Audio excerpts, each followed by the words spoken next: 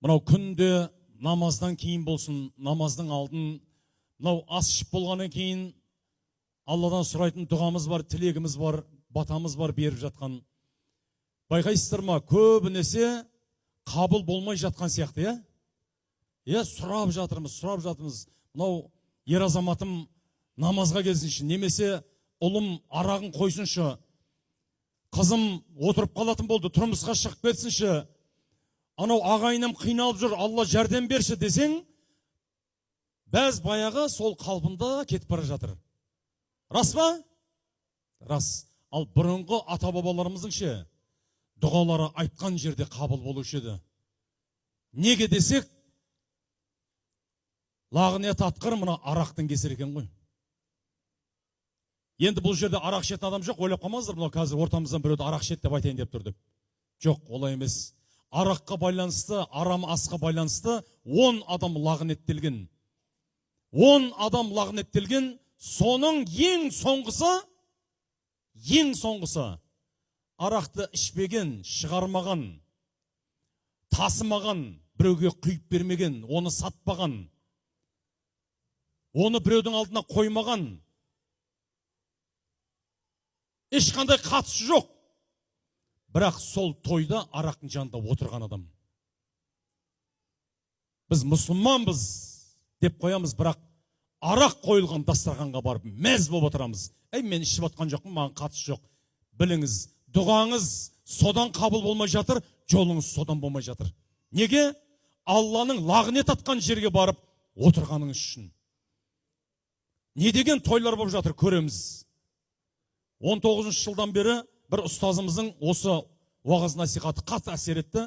Арағы бар тойдан бас тарттым. 19 жылдан бері тек халал тойға, адал ақ-дастарханмен тойлайтын қазақтың тойына қызмет жасап жүрмін. Сонда қарап отырсаңыздар, сол арағы бар тойға барып жүрген кезде мен өзімді ақтайтынмын. Мен ішіп тұрған жоқпын ғой. Мен біреуге құйып беріп жатқан жоқпын. Мен біреуге алып қойыңыз деп айтып жатқан жоқпын. Сондықтан мен қатысым жоқ дейтінмін. Сөйтсек, сіз кірген ресторан, тойханаға арағы бар болса, Алладан әмір келеді екен. Періштелердің бәрі шықсын о жерден деген. Неге? Қазір Алланың лағынеті келе жатыр. Алланың лағынетін көтеріп, арқалап, сол арақ қойылған ресторанға, тойханаға лағынет періштелері келе жатыр дегенде, періштелер тым-тырақай қашады екен. Иығымыздағы екі періштеміз, алдымыз, артымыз, жанымыздағы бізді қорғап жүрген Алланың бізге жіберген періштелердің бәрі сыртқа шығып кетеді екен. Сыртқа соңғы періште шыққанда шайтандар кіреді екен ішке. Рахаттанып, нәжісін шашып той-тойлайды екен шайтандар. Бірде бір дұға қабыл емес екен. Міне, қанша дұға алып, той жасап, аумин, аумин деп атсақ та, дұғамыздың нәтижесін көре алмай жатырмыз. Неге? Ішпесең де, жасамасаң да, тасымасаң да, әне жерде отырғаның үшін. Біліңіздер осыны. Осыны ұстаздар қаншама айтып жүр, бірақ енді сонда да бір теңізге тамған тамшылай болсын, біз де бір тамшы үлесіміз қосып қойық. Арағы бар тойды естідіңіз ба? Бармаңыз. Ағайыным ғой дейді өткенде. Құдам ғой дейді. Ертең ақыретте солар лақтырып қашады сені. Құтқаршы, мен сенің көңілің үшін барып ем ғой со тойға. Бірдеңе деші Раббыма, мені құтқаршы мына азаптан десе, кімсің сен, танымаймын дейді екен. Бірақ қазір күшті құда-құдағи боп, ағайын боп, дос-жаран боп, сүйісіп жүрсіңдер. Сұмдық біз қазір. Ақыретте 360 градусқа өзгеріп кетеді. Басқаша болады. Әкесі баласын тастап, анасы қызын тастап, екі бауыр бір-бірін тастап қашады. Екі дос бір-бірін тастап қашады. Екі көрші бір-бірін тастап қашады. Сонда бізді тастамайтын, қашпайтын бір-ақ адам келеді қасымызға. Ол кім? Ол пайғамбар Мұхаммед саллаллаху алейхи уассалам. Ей үмметім, неге абыржып тұрсың? Деген кезде сіз кімсіз десең бәлеге қалдың. Құрыдың сол жерде. Пайғамбарды танымадың ба? Ол да сені танымайды ертең. Сондықтан да біздің міндетіміз, міне ұстаздардың айтып атқан сол бір ауыз сөзі, пайғамбарды таныңдар.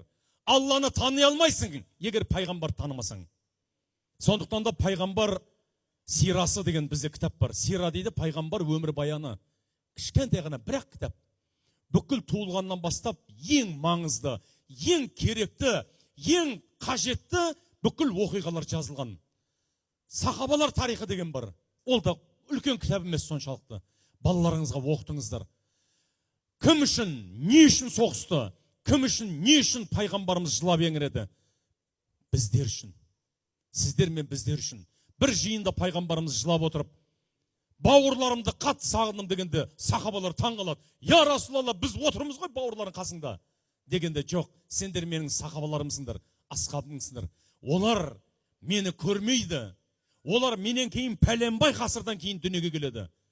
Бірақ олар мені көрмесе де мені жақсы көреді. Менің өмір баяныммен таныса да олар менімен бірге болады деген екен.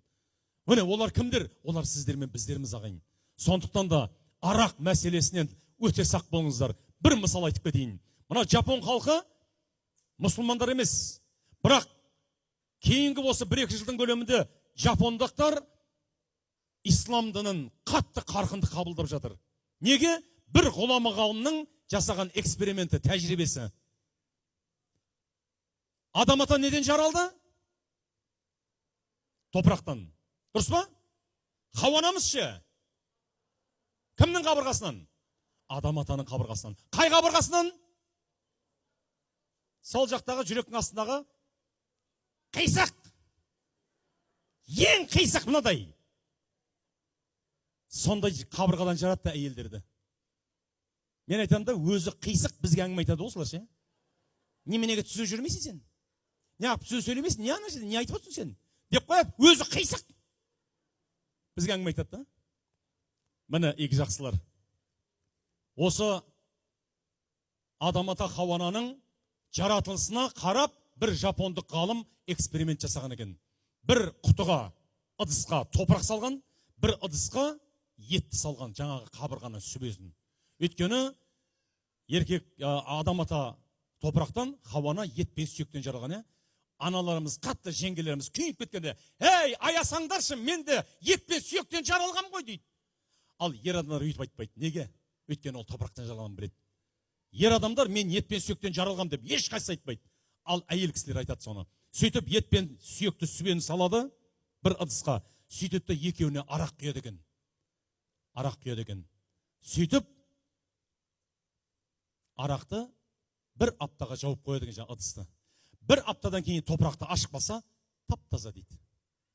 Спирт үшіп кеткен, құрамындағы су топыраққа сіңіп кеткен, топырақ сол күйі тұр дейді. Сасымаған, ірімеген, шірімеген. Ал ет сасып кеткен дейді. Сасығанда адам жақындай алмайды. Болды, жей алмайсың ана етті. Пайдалана алмайсың. Бұл не деген сөз? Әйел адамның арақ ішкені құрысын. Әйел адам 100 грамм арақ ішті ма, мәңгі бақи оның денесінде қап кетеді екен. Ер адамнан шығып кетеді екен 40 күнде. 40 күннен кейін барып тәубесіне келіп, кешірімі сұрап, ғұсылын алып, намазын оқып кете берсе ары қарай қайтадан дінге кіре алады екен ол. Бірақ үлгерсе 40 күннің ішінде, үлгере алмаса сорлады онда, имансыз кетті ана жаққа. Үлгерсе онда басына бақ қонды. Көрдіңіздер ма? Ал әйелдің мынау етпен сүйек сасып кеткен. Не дейді? Ет сасыса не себеміз дейді? Тұз себе. Ал тұз сасса не себесің? Ештеңе себе алмайсың. Міне, сондықтан дүниеге бала алып келетін, дүниеге сәби нәресте болашақ ұрпақты алып келетін, етпен сүйектен жаралған ана таза болу керек екен. Міне, өміріңде бір вино, пиво, шарап, арақ ішіп қойдың ба, онда тәубеңнен басыңды сәждеден көтерме. Алладан кешірім сұрай бер. Өйткені ол бір стақан қарам су денеңде мәңгі бақи айналып жүре береді екен. Әйелден кетпейді екен. Сондықтан да мына арақ, шарап, сыра деген бәле батырдан барынша аулақ болыңыздар, және мына қыздарыңызды сақтаңыздар. Сақтаңыздар, бір жұтым ішіп қоймасын. Ол анадан есі дұрыс бала келмейді. Ана бәле жабысып туыла береді. Жабысып туыла береді. Неге науқастар көп? Неге тыңдамайтын, атананы сыйламайтын бала-шаға көбейіп кетті? Арақтан пайда болғанбыз.